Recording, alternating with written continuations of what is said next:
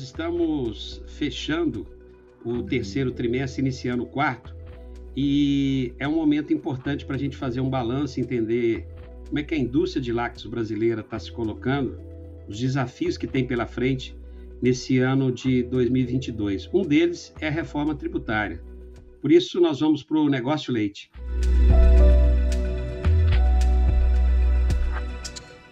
Hoje nós estamos tendo a oportunidade aqui de receber um técnico da melhor qualidade, uma pessoa que eu admiro muito pelo trabalho que faz. Eu me refiro ao Gustavo Beduschi. Gustavo, muito obrigado por estar aqui conosco. Boa tarde. Olá, Paulo, tudo bem? Eu que agradeço o convite de estar aqui podendo conversar um pouco com você. Gustavo Beduschi. Quem é Gustavo Beduschi? Bom, Gustavo Beduschi é um piracicabano, cursou engenharia agronômica na Exalc, por influência do avô.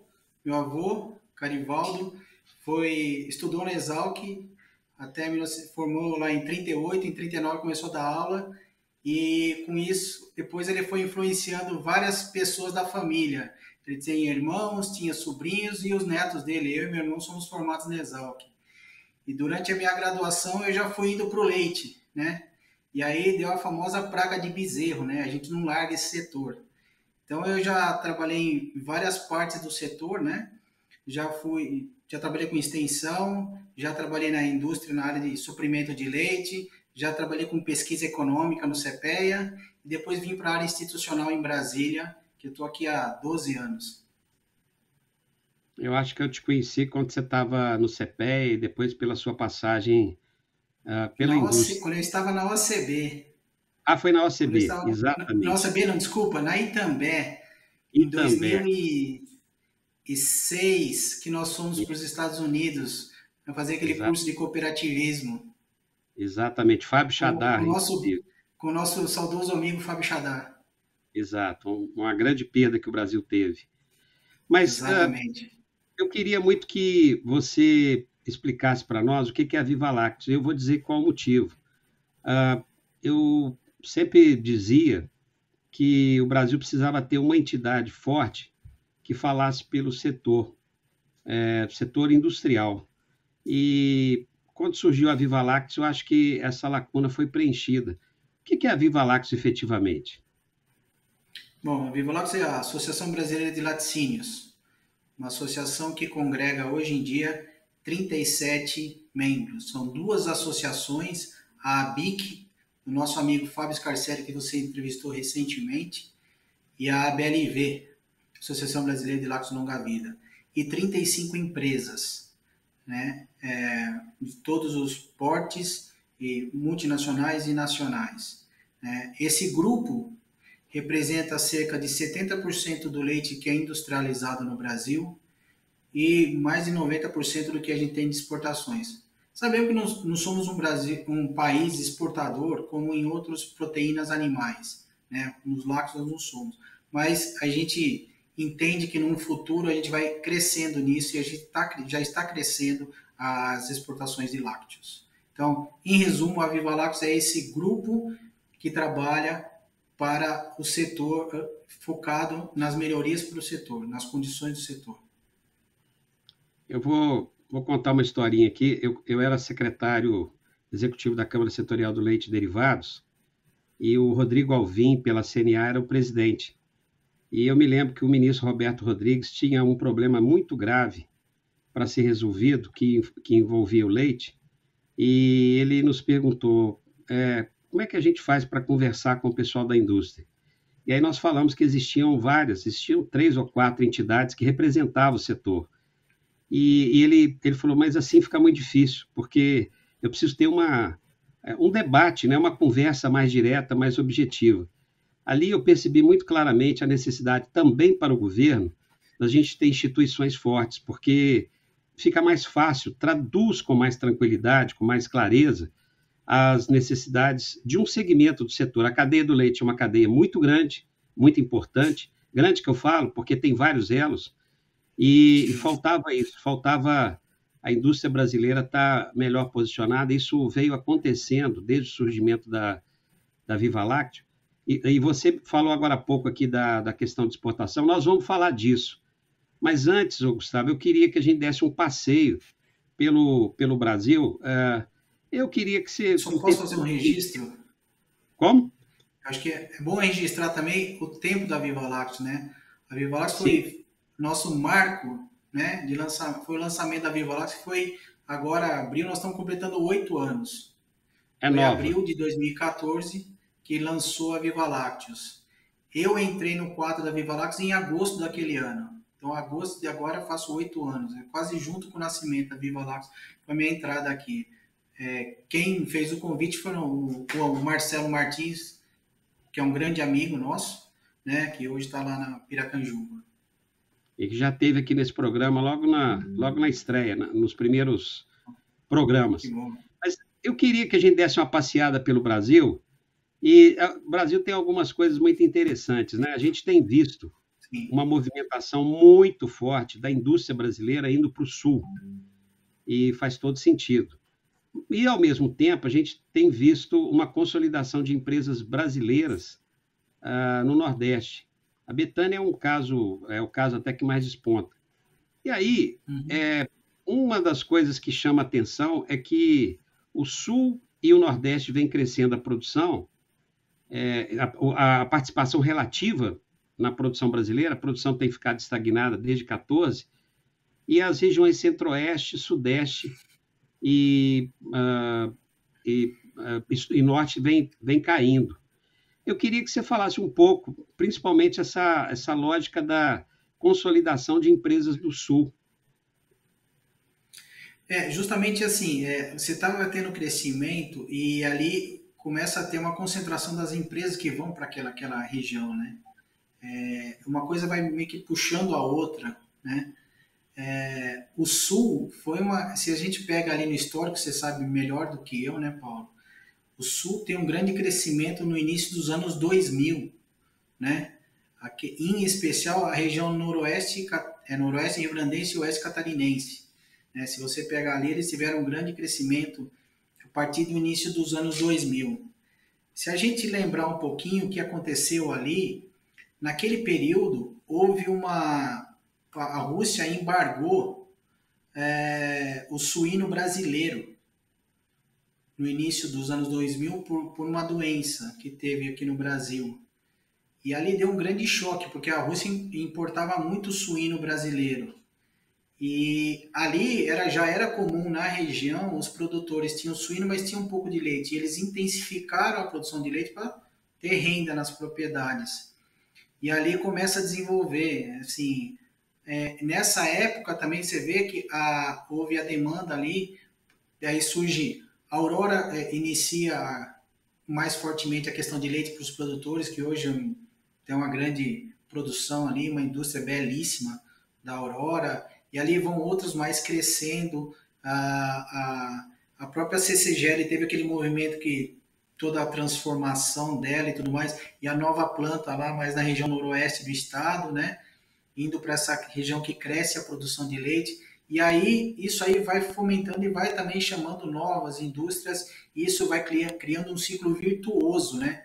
Quando a região vai crescendo a produção, entram novos concorrentes e isso vai transformando realmente num ciclo virtuoso. Mais produção, mais produtores, mais indústria, e isso vai fomentando uma coisa boa, né? Eu concordo com você, mas o que chama atenção, além do Sul, que está crescendo e teve essa perspectiva que você falou aí, né, da próprio Paraná também, a firmeza, Sim. uma solidez, Você está pegar completando também 45 anos agora, mas é o oeste interessante também, paranaense, né?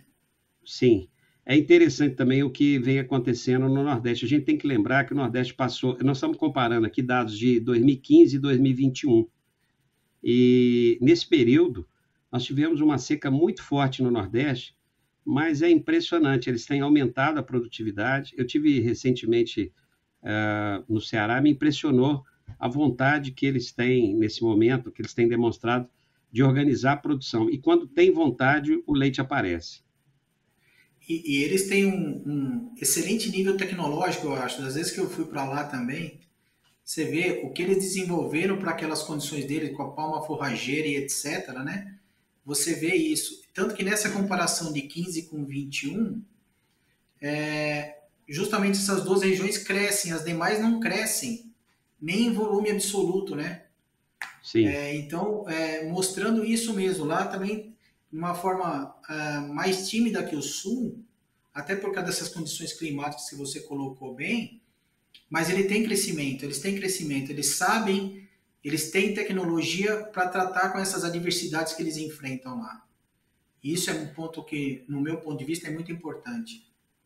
Ô, Bedusco, vamos sair da questão regional e vamos agora para o mercado internacional. Uma das bandeiras da Viva Lácteos é a questão da exportação. Eu vejo vocês trabalhando muito intensamente.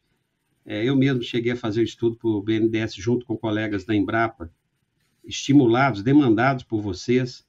E uma das coisas que a gente percebe é que nesse período aí de 2014 a 2021, nós aumentamos em dólar, nós aumentamos a importação, saímos de 700 milhões em 2014 para 1 bilhão em 2021 e reduzimos as exportações.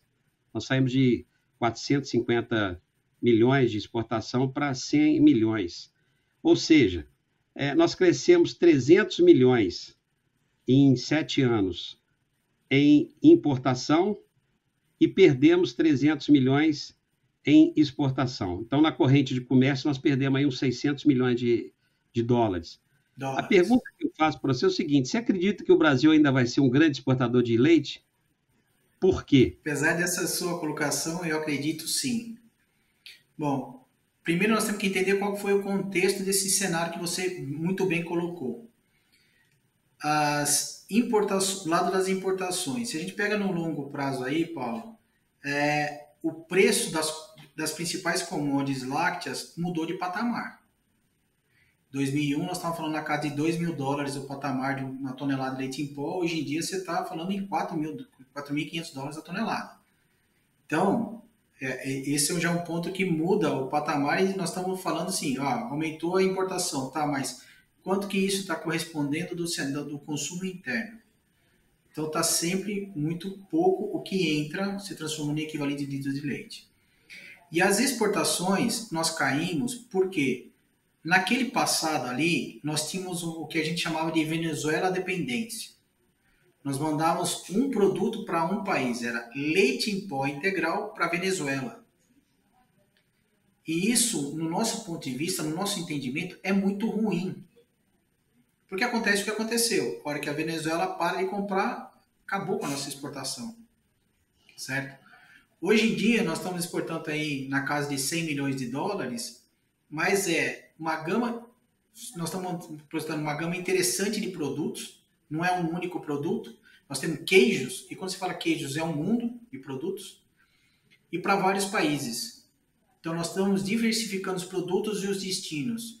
Isso dá uma solidez para essa ação de exportação, né? Como a gente trata aqui dentro. A exportação tem que ser encarada como um novo cliente. É mais um cliente que tem que ter no portfólio das indústrias, né? E ali, variando. Então, a gente manda para Chile, manda para Argentina, manda para Uruguai, manda para Paraguai, manda para os Estados Unidos, manda para a Rússia. Agora está complicado, mas manda para a Rússia. Então, assim, nós estamos falando de queijos de alto valor agregado, inclusive. Para a Rússia, a gente manda queijo gorgonzola. Sabe, é uma coisa assim, tudo bem, estamos aproveitando uma janela por causa do embargo europeu, etc. Tudo bem, mas isso é normal no mercado, você tem que aproveitar essas janelas. E, ao mesmo tempo, construindo uma imagem e consolidando essa imagem nos clientes. Quando nós começamos a trabalhar com projetos de exportação, lá atrás, quando a gente ia falar lá fora, eles perguntavam, mas o Brasil tem leite? Porque tinha na memória deles o início dos anos 1990, que a gente chegou a ser um dos maiores importadores de leite em pó do mundo. E eu falei, não, nós somos produtores, temos grande produção de leite, e agora nós estamos trabalhando, e temos qualidade tal para trabalhar com todo mundo, de frente com todo mundo. Então, isso é um trabalho que você vai construindo aos poucos. E essa questão da diversificação de produtos e destinos é muito importante. Não pode ficar dependendo de um único mercado, que qualquer oscilação vai te dar.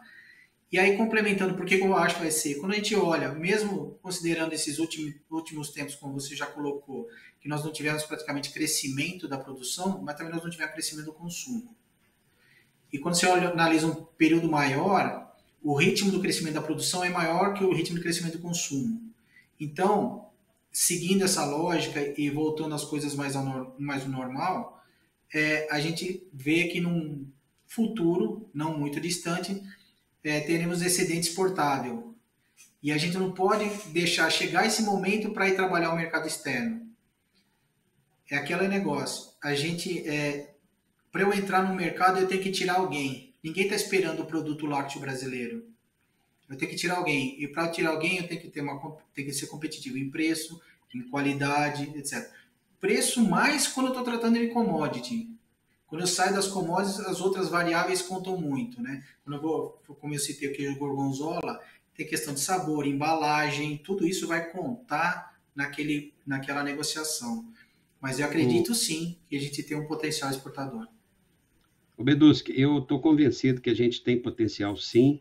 Não acho que a gente vai ser um grande exportador, porque nós temos aqui uma dádiva que é um conjunto grande de consumidores que ainda precisa aumentar em 100 litros por habitante. Mas esse trabalho que vocês fazem aí junto com a Apex é muito importante, sim, até porque a gente sabe que os preços são voláteis quando não há preço internacional internalizado, ou seja, dia que o Brasil for exportador, a gente vai saber quanto que é o preço no mercado internacional e aí nós vamos ter uma estabilidade maior. Aqui é uma loucura a variação do preço internamente, isso é muito ruim para todo mundo, para a indústria, para o produtor, para o consumidor. E tem um ponto que eu acho que é fundamental.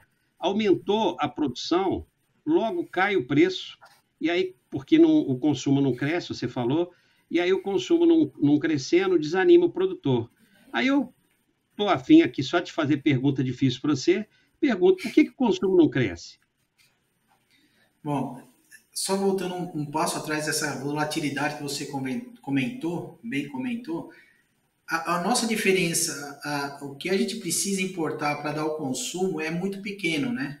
É abaixo de 3%. Então, qualquer aumento um pouco mais significativo na produção ou decréscimo dessa, você dá essas oscilações de mercado que você colocou. Agora, o consumo não cresce, o consumo está intimamente ligado com renda, sabe? O consumidor brasileiro, ele gosta de lácteos, isso é fato. Quando ele tem poder de compra, ele compra lácteos, mas essa compra está diretamente ligada ao poder aquisitivo dele. Né? Nós fizemos até um tempo atrás um gráfico aqui, que eu fiz duas linhas, que é o PIB per capita e o consumo per capita. E a correlação deu acima de 90, Paulo. 90%, mais de 90% de correlação. Explica muito, óbvio. Eu tenho mais renda, eu vou comprar. Se a gente analisando não entra muito assim na questão de elasticidade, renda, demanda, etc., mas, ou seja, eu tendo mais renda, o consumidor vai comprar mais. Ele tem disposição a comprar mais lácteos. Especialmente queijos, iogurtes, esses produtos de maior valor agregado. Então, assim, ele tem, e todas as faixas de renda aumentam. Sim. Isso impacta em todas as faixas de renda. E isso é muito importante para a gente ter na cabeça. Então, PIB influencia o consumo, supõe que inflação também, mas eu vou ter que sair desse cenário, porque não, o programa já está terminando. Beduski, temos aí a possibilidade de ter uma reforma tributária no ano eleitoral, um ano difícil, né? Complexo, tem crise internacional, tem eleição interna. Reforma tributária. O leite vai sair perdendo ou vai sair ganhando? Qual o cenário que vocês estão trabalhando lá na Viva Lácteos? Bom, Paulo, aqui nós estamos trabalhando que é o seguinte, o texto que está em discussão, ele deixa muitas questões para nós em aberto. É o famoso cheque em branco se passar da forma que está. Por isso a gente está trabalhando junto com todas as entidades do agro que a gente consegue juntar, se agregar, porque é o seguinte, nós temos que deixar claro na lei maior, ou seja, na nossa Constituição Federal, que os alimentos têm que ter um tratamento diferenciado. Porque senão a ideia de algumas propostas que estavam em discussão nesses últimos tempos era uma alíquota única. Poxa, como é que eu vou tributar um celular da mesma forma que um alimento? Não tem cabimento isso. Não pode ser isso. Até porque a própria Constituição Federal já fala que o Estado tem que dar segurança alimentar à população. Eu tenho que conseguir alimentar a população do país. Então, nós temos que fazer esse tratamento diferenciado para ter uma alíquota diferenciada para os alimentos. Isso é muito importante. Outra questão é o tratamento que se vai dar ao produtor rural. Eles querem que o produtor seja contribuinte de todos os tributos, assim como a empresa. Hoje, o produtor rural paga só imposto de renda. Imagine um produtor rural, e você conhece muito bem os produtores desse país, que a maioria não tem condições de fazer as suas anotações contábeis, assim, fluxo de caixa, etc. Imagine fazer livro caixa. Ele vai ter que pagar um contador para fazer isso, para ter direito aos créditos, para abater dos débitos. Como é que vai se dar isso? Se ele tirar mais recurso do que ele já está, como é que vai ficar isso? Então, essas coisas vão se somando e na nossa análise vai aumentar a carga, se deixar do jeito que está, vai aumentar a carga tributária para os lácteos. Tá? Isso, obviamente, vai impactar em redução de consumo, porque vai aumentar o preço final. E é isso que a gente está lutando incessantemente contra. Tá? O processo hoje está focado numa proposta, que é a PEC 110, que hoje, 6 de abril, não foi votada, tem discussões. Para nós é bom que dá mais tempo da gente trabalhar os parlamentares para tentar colocar as emendas de interesse, dando esse destaque para os alimentos, ou seja, ter uma alíquota diferenciada para os alimentos, dar esse tratamento diferenciado. É muito importante esse trabalho agora.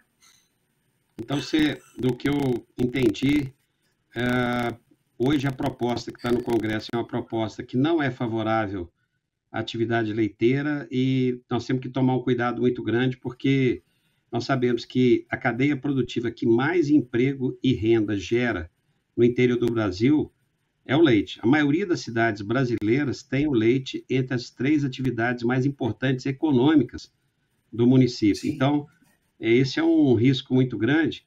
E aí, enquanto a gente não tem a visão da reforma tributária, nós estamos aí com uma sinalização complicada, né? Nós tivemos,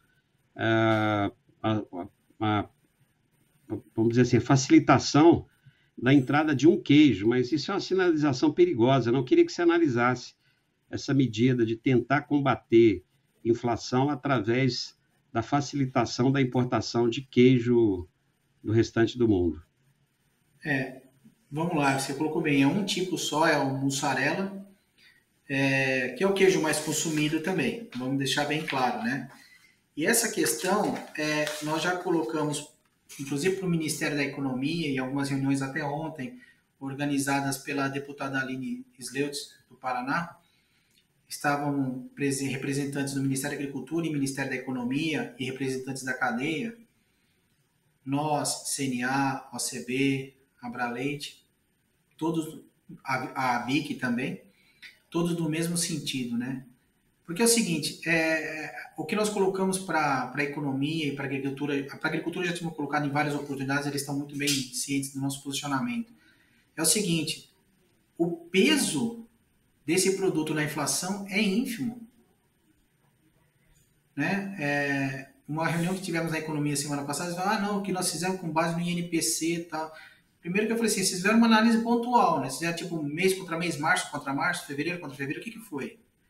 Porque se você analisar nesse pontual, teve um crescimento sim, teve uma inflação do produto. Mas qual que é o peso desse produto na inflação? Para o IPCA, é cerca de 0,5% do IPCA é mussarela, é queijo, são queijos, né? Que na português é mussarela. E então, no INPC que eles falaram que utilizaram é 0,4%. Então, qual que é o peso disso? Por que você vai fazer isso? Qual que vai ser a efetividade dessa medida? Acho que talvez tenha faltado esclarecimento, né?